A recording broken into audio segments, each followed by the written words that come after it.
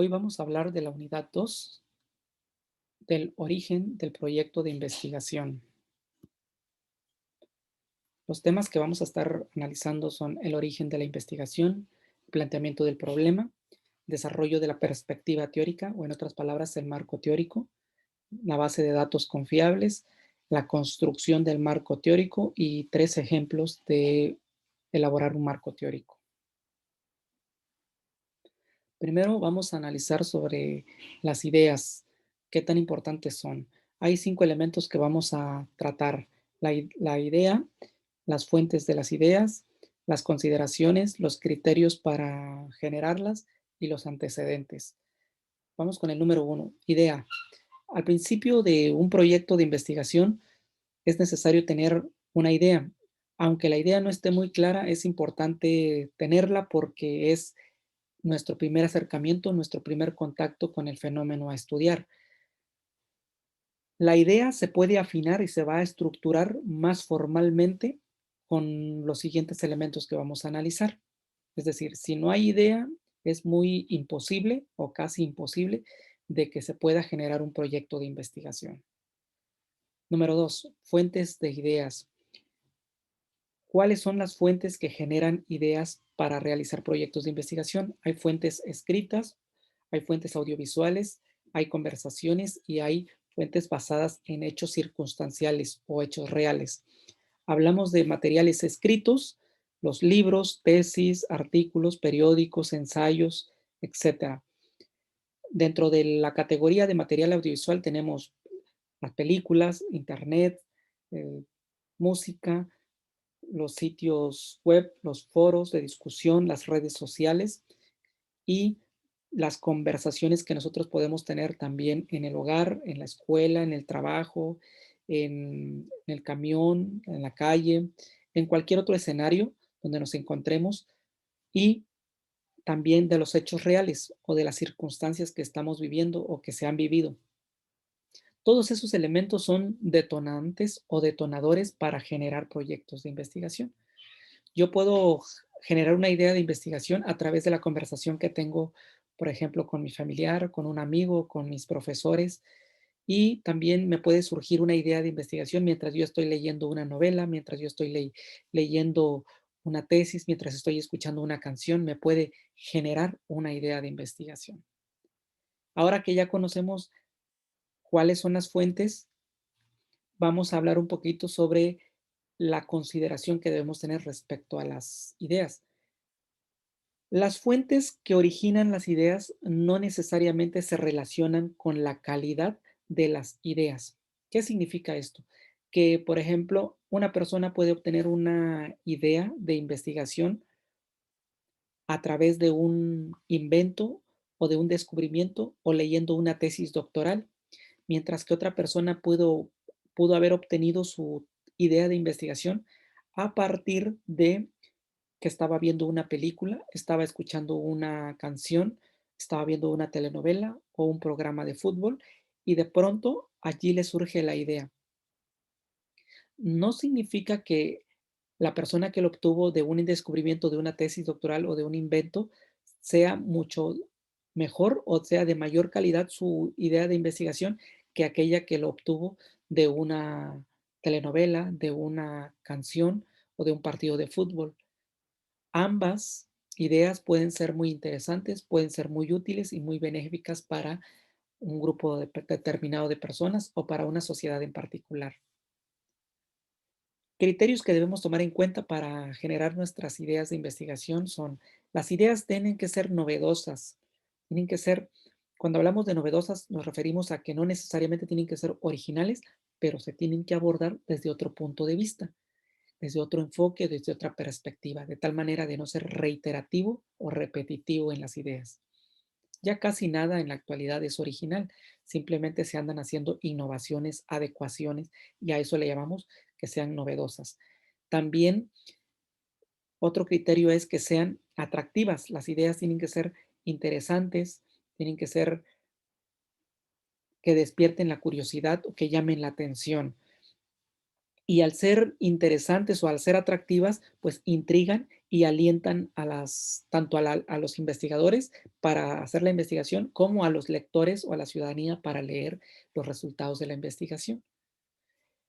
Otro elemento importante dentro de las ideas es que nuestras ideas o las ideas de investigación pueden servir para generar otros proyectos de investigación. A esto se le conoce como fecundidad. Este concepto de fecundidad lo vimos en la clase pasada, donde decíamos que los proyectos de investigación son detonantes para generar otros proyectos, para que los refuten, los contradigan o para que aporten pruebas en su favor. Y también pueden generar o despertar otras ideas a partir de allí. Así como alguien generó un proyecto a través de un descubrimiento de una tesis doctoral, otra persona más puede generar otro proyecto u otra idea a partir de lo que otra persona lo ha hecho. Y así sucesivamente. Y finalmente hay que considerar eh, los antecedentes. Esta parte es la más importante. Si nuestra idea al principio no está bien clarificada, no está bien estructurada, es importante irnos a los antecedentes. ¿Qué significa? Antecedentes significa revisar toda la literatura disponible que hay en la website o en el internet o en las bibliotecas físicas. Buscar todo lo concerniente, toda la información concerniente al tema que yo quiero investigar. ¿Para qué me sirve leer sobre el tema que yo voy a investigar? Me sirve porque me puedo dar cuenta que si ese tema que yo quiero abordar desde esa perspectiva ya está abordado y ya no tendría ningún caso hacer algo que ya está investigado. Me puede servir también para ir afinando mi idea. Si yo no tenía bien claro cuál era el propósito o la finalidad específica de mi idea, ahí mientras yo estoy revisando los antecedentes, mientras yo estoy leyendo, puedo darme cuenta de otros aspectos que puedan complementar o enriquecer mi idea. Por eso es lo fundamental, es la parte medular para clarificar y estructurar más formalmente la idea de investigación. Y naturalmente que amplía nuestro horizonte, nuestro panorama para la investigación y nos ayuda a elegir desde cuál perspectiva vamos a abordar la investigación, si va a ser una perspectiva exploratoria, descriptiva, causal o correlacional, o en todo caso hasta comparativa o predictiva. Pueden haber muchas perspectivas desde cuál se puede realizar la investigación. He ahí la importancia de este punto. Ahora vamos a hablar del planteamiento del problema. El planteamiento del problema comprende por lo menos 5 elementos. 5 elementos están integrados dentro de este concepto central que es el planteamiento. ¿Qué es el planteamiento? El planteamiento es cuando nosotros nos sentamos a escribir y a redactar textualmente, literalmente, cuál es el problema, en dónde está el problema, en qué radica el problema, cuál es su magnitud del problema. Por magnitud me refiero a la dimensión, el tamaño, si es un problema solamente en una localidad, en una área específica geográficamente, si es a nivel regional, si es a nivel local, si es a nivel nacional, si es a nivel continental o incluso puede ser una problemática a nivel mundial. Nosotros tenemos que saber previamente con la lectura de los antecedentes cuál es el problema, porque debe haber un problema que se tiene que analizar, se tiene que investigar, y si al menos no se va a solucionar, que es la investigación aplicada, si es que no se va a solucionar, por lo menos generar una propuesta de posibles soluciones, que esto vendría siendo como una tesis o vendría siendo una especie de tesina que acrecenta el acervo cultural. En otras palabras, plantear el problema no es sino estructurar bien formalmente la idea de investigación, redactando el problema, estos elementos que les he comentado, qué se sabe del problema, qué no se sabe del problema, cuál es su magnitud del problema, cuál es su dimensión, cuál es su trascendencia o sus consecuencias o implicaciones para la sociedad, para la empresa, para la institución, o depende del contexto donde se esté realizando la investigación o donde se vaya a realizar. Una vez teniendo redactado el bosquejo central de cuál es el problema central o medular, se procede a redactar también preguntas de investigación. Hay quienes redactan una pregunta o hay quienes redactan dos o más preguntas. El plantear preguntas también nos sirve porque nos ayuda a clarificar más el problema de investigación. Pero antes de hablar de la pregunta, es importante también considerar los objetivos. ¿Qué son los objetivos? Los objetivos son nuestro GPS, por decirlo así, son nuestro mapa, nuestra ruta, lo que nos indica hacia dónde queremos dirigirnos, qué es lo que queremos lograr con nuestros objetivos. Los objetivos no son los que nos van a ir guiando hasta el final de la investigación. No va a haber pierde, porque ellos nos dicen y nos trazan la línea que debemos seguir. Los objetivos por eso deben expresarse con claridad, deben ser específicos, no deben ser generales, deben ser medibles, deben ser apropiados y realistas. Esto lo dice Tucker, es decir, los objetivos deben formularse con total claridad, de tal forma que el investigador pueda lograrlo, pueda alcanzarlos, porque hay ocasiones en que los objetivos pueden estar muy interesantes, pero pueden haber muchos obstáculos para lograrlos. Por ejemplo, alguien tiene pensado hacer una investigación sobre cuál es el perfil de los sociópatas o cuál es la personalidad de una persona que ha cometido tantos homicidios o aquellas personas que han intentado suicidarse tantas veces y que están recluidos en un hospital psiquiátrico o que están recluidos en una cárcel y probablemente nosotros o los investigadores no tengan el acceso. Entonces, el objetivo a lo mejor puede estar muy interesante conocer todos esos tipos de circunstancias, pero no son posibles por el acceso o probablemente no se tenga la cédula profesional o no se cuenten con ciertos requisitos o no se cumplan con esos requisitos. Entonces, por eso los objetivos deben ser realistas, de tal forma que el investigador diga, es posible en lograrlo, sí, mi muestra está al alcance, no me va a haber ningún impedimento económico, de tiempo, de distancia o de espacio, el objetivo lo puedo lograr. Bueno, una vez habiendo contemplado la parte de los objetivos, hablamos de las preguntas. Las preguntas, como lo dice, por ejemplo, Chistensen, dice que hacerlo en forma de preguntas, lo que es el planteamiento del problema, nos ayuda a clarificar el problema, nos ayuda a tener una comprensión más directa de lo que queremos encontrar o de lo que queremos solucionar. Hay quienes plantean, como lo dije, una o hay quienes hacen más. Mi sugerencia para los estudiantes es que planteen una pregunta. Con una sola pregunta tienen para desarrollar un proyecto de investigación. Y usualmente se utilizan, según en palabras de Lewowitz y Blakey, las características de la pregunta con qué, por qué y cómo, aunque también pueden haber otras formas, por ejemplo, la palabra cuál, es decir, iniciar con esas interrogantes para formular la pregunta. Aunque no necesariamente esas cuatro son como la base.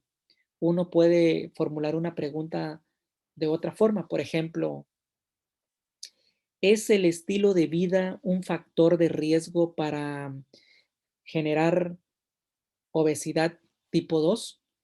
Si se dan cuenta, en esta pregunta que formulé, no utilicé el qué, el por qué, el cómo y el cuál. Entonces, no es una regla, pero en palabras de esos autores es como una sugerencia. Entonces, uno puede plantear preguntas de la forma que a uno le me parezca más clara, más plausible o posible de lograrse. Por ejemplo, utilizando una de las que están allí, bueno, el qué yo lo cambié por el cuál.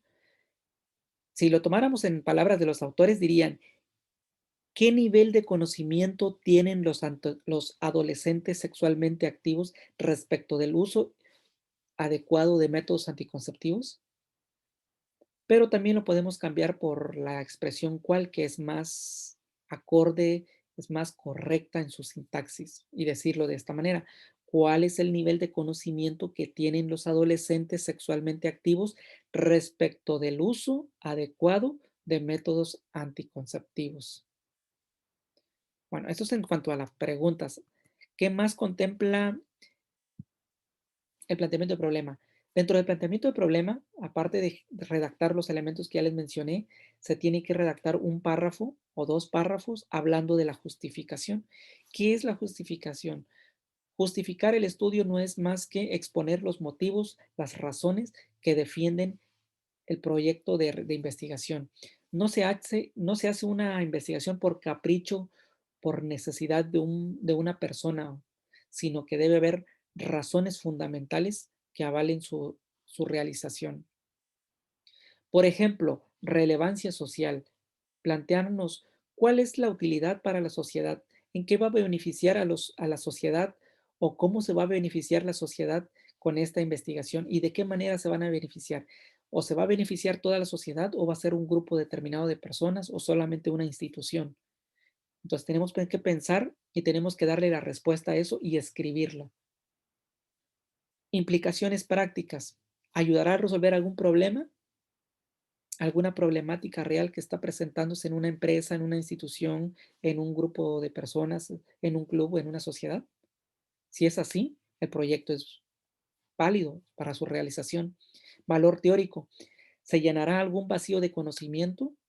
¿Servirá para apoyar o refutar o contradecir alguna teoría? Es decir, si no se ha investigado mucho sobre ese tema, se puede decir, esta investigación es importante porque va a abundar sobre este tema que no se ha investigado mucho y se genera más información y eso es muy útil. Y otro elemento es la utilidad metodológica. A lo mejor no va a solucionar un problema real ni va a contribuir en lo teórico, pero sí va a contribuir en lo metodológico, es decir, que a partir de esa investigación o con el uso de esa investigación se va a generar, por ejemplo, algún test de medición de la economía, de la personalidad, de algún trastorno psicosocial, no lo sé, o algún un instrumento para recolectar datos, por ejemplo, ¿no? Que tenga la credibilidad o la validez científica. Entonces, uno tiene que pensar con anticipación qué beneficios tendrá esa investigación para que se acepte y pueda ser llevada a la práctica. Asimismo, tenemos que hablar de la viabilidad. Redactar en un párrafo también los aspectos con que tienen que ver con la factibilidad, con lo factible, si es viable mi estudio. Hay proyectos que pueden ser muy interesantes, repetí hace ratos, interesantes o importantes o útiles, pero a lo mejor no son posibles de realizarse. ¿Por qué? Porque a lo mejor requiere mucho tiempo y yo no lo tengo, porque a lo mejor requiere de distancia, la población que voy a estudiar está muy lejos de donde yo vivo y tengo que transportarme o estarme moviendo constantemente, me va a generar gastos económicos o requiero algún laboratorio o algún centro en particular y yo no tengo la infraestructura, no tengo ese material o no hay bibliografía al respecto, la literatura, toda la literatura, bibliografía está en otro idioma, en inglés, y yo no lo domino a la perfección. Entonces, todos esos pueden ser factores o elementos que me van a decir que mi proyecto no es viable. Entonces, tengo que ir pensando en que todo lo que voy a querer hacer, esos elementos no obstaculicen mi producto o mi proyecto. Si se tiene todo al alcance y no hay ningún problema, se redacta la justificación diciendo que se cuenta con todos los recursos y que no habrá problema en alguna circunstancia, pero hay que redactarlo. Y finalmente, esto ya no se escribe, pero nos sirve para analizar. Ya que tengamos redactado nuestro planteamiento de problema, ya tenemos la descripción del problema, ya tenemos la pregunta de investigación, el objetivo general y los objetivos específicos, ya redactamos la justificación. Me puedo preguntar, ¿qué más necesito saber del problema? ¿Hay algo que no escribí y que debo escribirlo? ¿Qué falta por estudiar o por abordar dentro de mi planteamiento? ¿Algo que le pueda meter más dentro de la justificación? ¿La pregunta está bien clara? ¿Está bien redactada? ¿Los objetivos están bien redactados? ¿Son congruentes con la pregunta? ¿Tienen relación con la pregunta? ¿Tienen relación con el planteamiento del problema?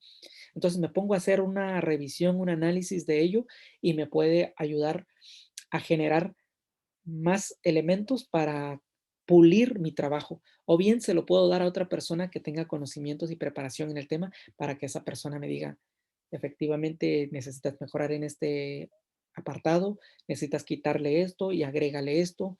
Entonces, eso nos sirve para tener un planteamiento de problema bien estructurado. Ahora vamos a hablar de la perspectiva teórica, que es la construcción del marco teórico. Bueno, primero un previo a la construcción. Significa que vamos a revisar algunos conceptos teóricos. Hay personas que le llaman perspectiva teórica, otros le llaman marco teórico, otros le llaman fundamentación teórica metodológica, otros le llaman marco contextual. En fin, los nombres que le ponen son diferentes por la metodología que utilizan varios autores. El punto es que nosotros vamos a hablar sobre la perspectiva teórica, el desarrollo. Definición de la perspectiva teórica nos dice que, en la segunda viñeta, es el proceso de investigación que consiste en sustentar teóricamente el estudio, una vez que ya ha sido planteado el problema con su pregunta, objetivos, justificación, viabilidad, etcétera. ¿Qué significa lo que leí entonces? Significa que la perspectiva teórica es el fundamento, es el sustento. Me voy a valer de teorías, de autores para respaldar mi proyecto de investigación. Esto se hace una vez ya habiendo elaborado el planteamiento del problema. Entonces, la perspectiva teórica tiene dos fases, una que es un proceso y otra que es un producto. Eso lo vamos a ver ahorita en las etapas, el proceso y el producto. Nos dice que son dos etapas. La primera es la revisión de la literatura correspondiente. Esto es el proceso. Revisar la literatura, como lo habíamos dicho anteriormente, los antecedentes, buscar en internet y en bibliotecas físicas, en libros, en artículos, toda la información, ese es el proceso. Y el producto es, el número dos, la construcción del marco teórico. Cuando ya construí mi marco teórico, ese es el producto. Entonces, para hacer la perspectiva teórica son dos fases. Primero es revisar toda la literatura en el internet y en fuentes digitales y en fuentes físicas y en cualquier otro medio y posteriormente, con esa información, elaborar el marco teórico y eso va a ser mi producto. Pero la perspectiva teórica tiene un propósito fundamental, tiene una finalidad y es que su función principal es la analizar y discernir si la literatura que he revisado anteriormente de alguna manera me sugiere o me da una respuesta parcial a la pregunta o a las preguntas que yo he planteado dentro del problema y si de alguna manera me contribuye o soluciona alguna situación, algún problema que se esté planteando dentro de ese apartado. Si es así, esa información es confiable, es válida, es correcta o es prudente para llevarla a la construcción del marco teórico. De lo contrario, si esa información no me da respuesta a la pregunta, no tiene relación con el planteamiento del problema, esa información que he seleccionado la tengo que desechar. Por ello se requiere en esta fase de discernir cuidadosamente todo el material, escudriñar lo que sí es importante, lo que es relevante y lo que está bien relacionado con mi tema, eso sí incluirlo y lo que no está relacionado con mi tema, lo dejo fuera. ¿Qué implicaciones tiene? ¿Qué implica esto, mejor dicho? Implica que me voy a sentar a detectar, a revisar, a analizar concienzudamente toda la información, a validar cuál sí es información útil y cuál no es información útil. Lo voy guardando en una página de favoritos o en un archivo de Word. Voy poniendo todos los recursos bibliográficos, los links o enlaces de las páginas web donde está la información, de los libros, de los artículos científicos y todo eso lo voy haciendo con antelación. Entonces, eso significa que yo tengo que estar consultando la información y voy a ser muy selectivo en la información.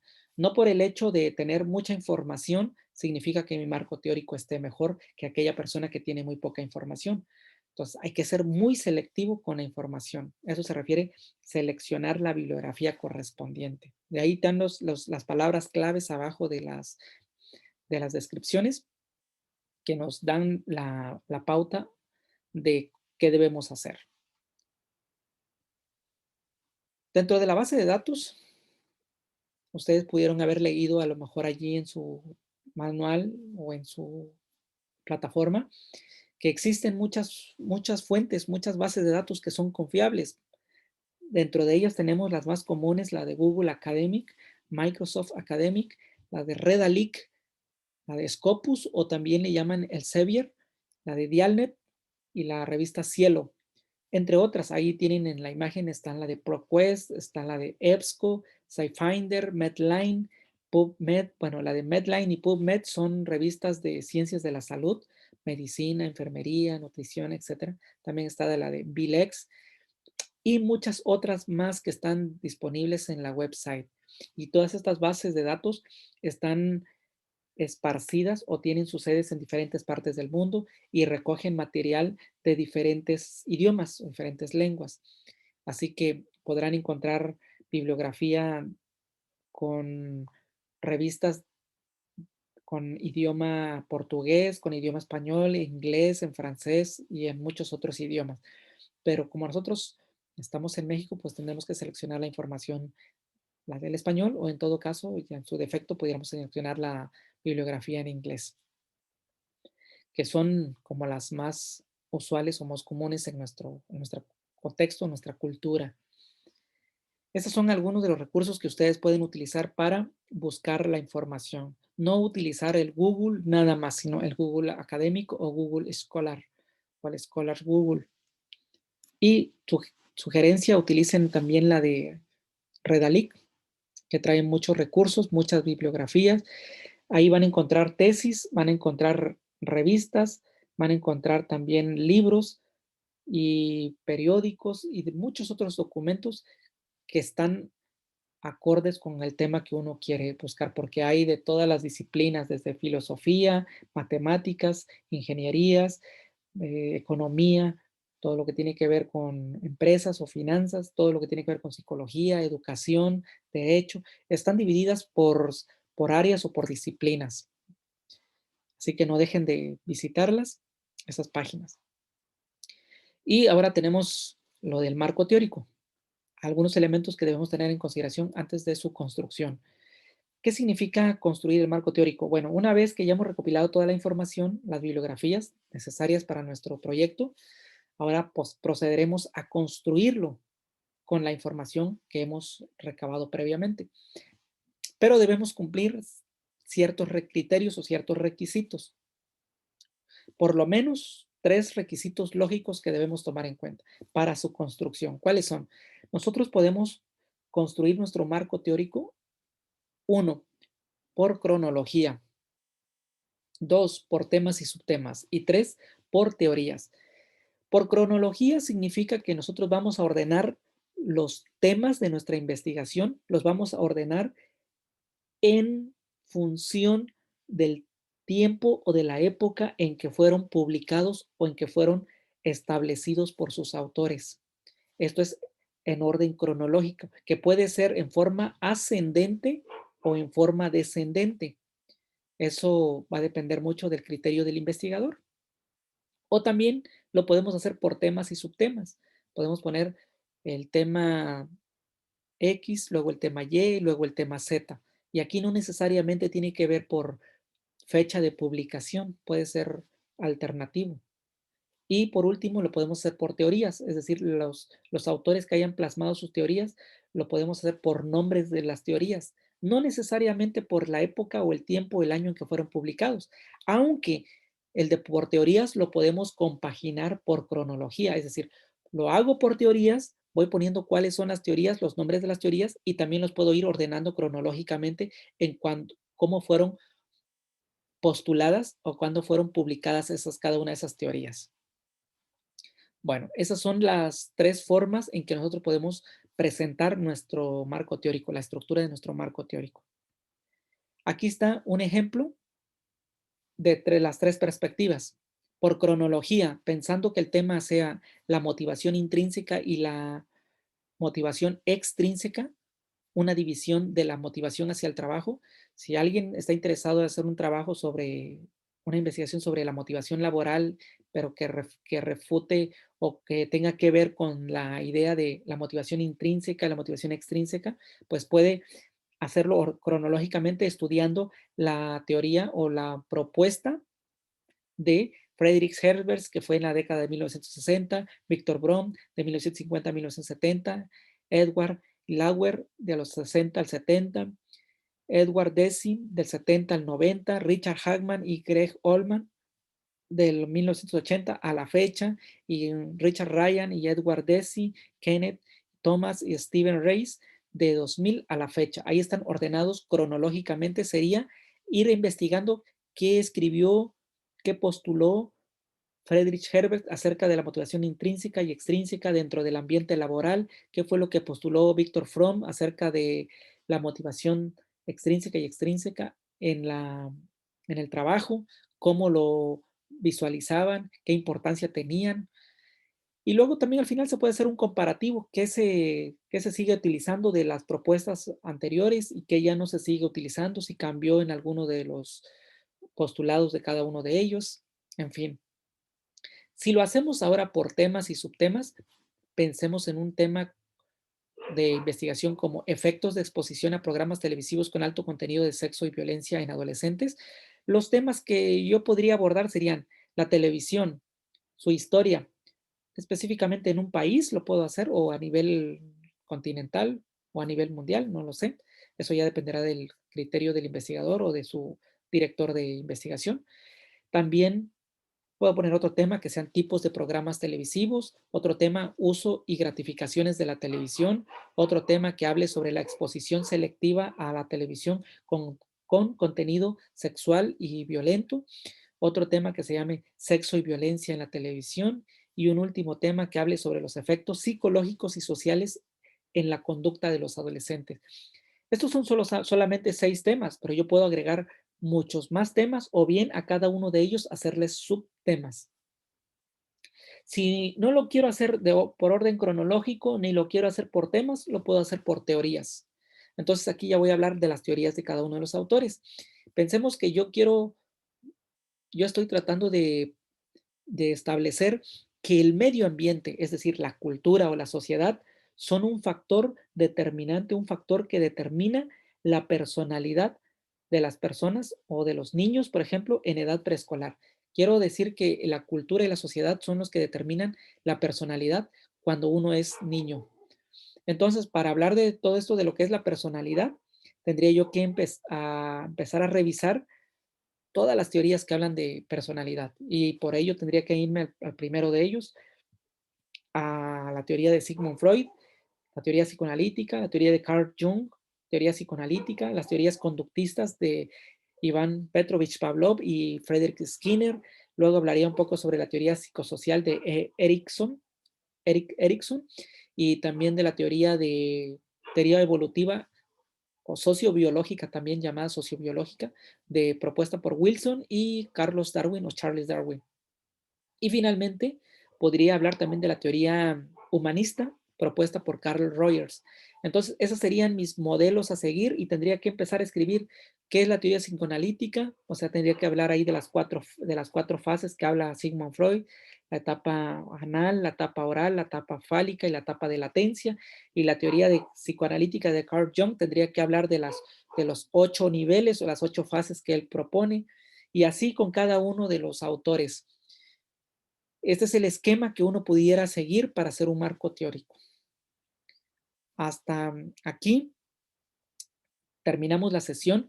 En la otra parte les voy a mostrar un documento, una investigación que tiene que ver con lo que hemos hablado y vamos a ir haciendo hincapié de algunos puntos para que quede mayor comprensión en nuestra mente sobre esto que hemos analizado el día de hoy.